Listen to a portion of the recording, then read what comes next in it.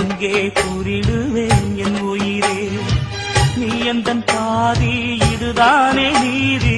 உன்னை விட்டு போக முடியாதம்மா, மறைந்தாலும் நான் மறு ஜென்மமே என்றும் தேடி வரும் சொந்தம் இது கண்மணி, அதை தள்ளிவிடம்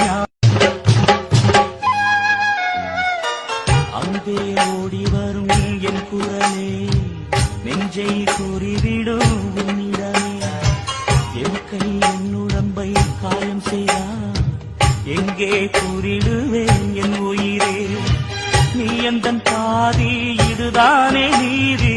உன்னை விட்டு போக முடியாதம்மா,